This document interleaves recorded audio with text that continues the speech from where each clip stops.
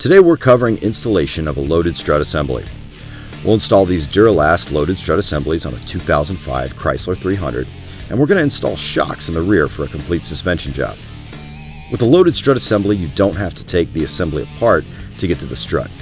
Instead of taking the old assembly out, then removing just the spring from the strut, you get to put in this whole new assembly. It's a new strut mount, insulator, dust boot, new coil spring, and the strut itself. With a loaded strut assembly, that's all in one piece.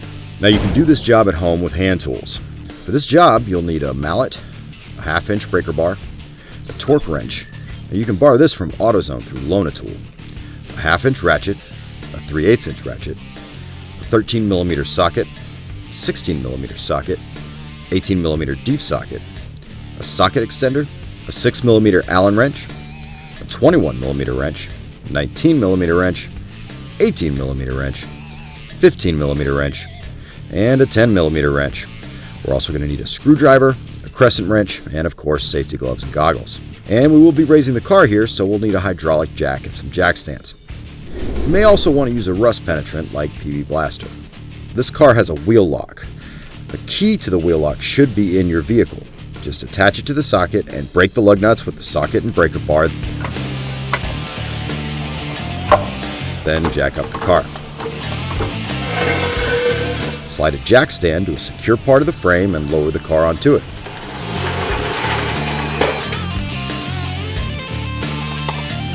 Once you've got the lug nuts off, remove the wheel. Now we're going to get a few things out of the way before removing the strut assembly. First, disconnect the upper sway bar link while there's no pressure on it.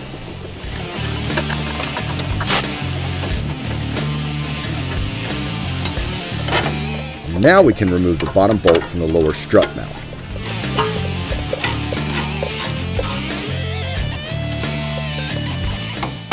You may need a hammer and possibly a punch to get it out. Now pop loose the wheel speed sensor and make sure the line is slack. Remove the upper ball joint nut next. Now use a mallet to separate the upper ball joint loose from the spindle. You may need a 6mm Allen wrench to prevent this from spinning. Now, the upper control arm will be under some tension, so carefully lower the knuckle after it's separated. Now go under the hood and use a 13mm socket with a 3/8 extension to remove the 3 upper strut mount nuts. The extension will help you ratchet more freely and avoid having your hands bump into other parts. Now carefully push down on the knuckle and remove the strut. Now, because we're using a Duralast Loaded Strut assembly, we're just going to install the whole new assembly where the old one was. Line up the new nuts at the top to the existing circle pattern and use the ratchet with the extension to tighten. Torque spec for this is 20 foot-pounds. Line up the bottom of the assembly and install the lower bolt. You may need again help from a screwdriver to line up the holes.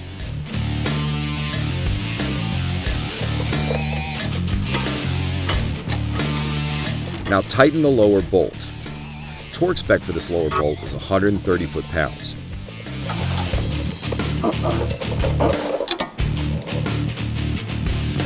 Reconnect the sway bar link and tighten. You'll need 2 wrenches to tighten this, a 10mm and a 21mm.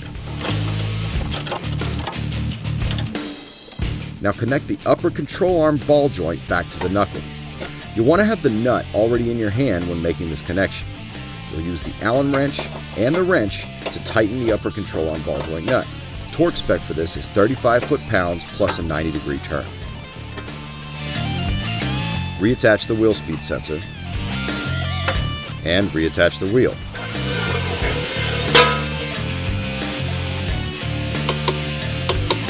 The lug nut torque on the wheels is 110 foot-pounds. Now repeat on the other side and you're ready to move to the rear. For the rear install, jack up the car and remove the wheel following the same steps we outlined earlier, just on the appropriate rear wheel. This shock comes out pretty simply. Use an 18mm deep socket and a 15mm wrench to loosen the bottom bolt and remove it.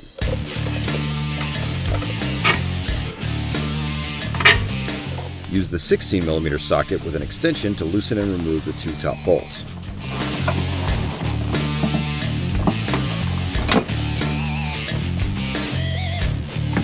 Push down on the shock to compress it and it'll slide right out. You'll need to switch out the dust cover and shock mount before you can put on the new shock.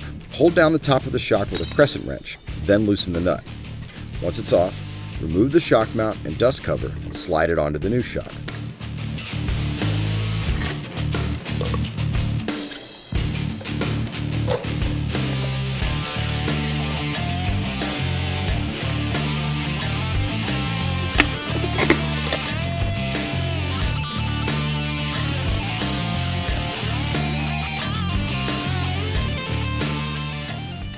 Tighten a new nut on top, following the same procedure with the crescent wrench.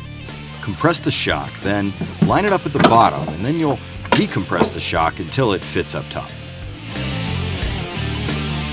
Slide it into place, then install the top bolts and tighten.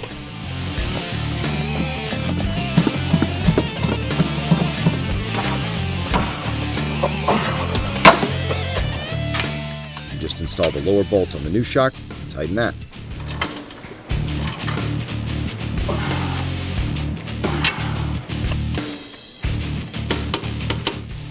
Now it's in. Put the wheel back on, do the same thing on the other side, and you're set. Enjoy your ride and enjoy your new suspension.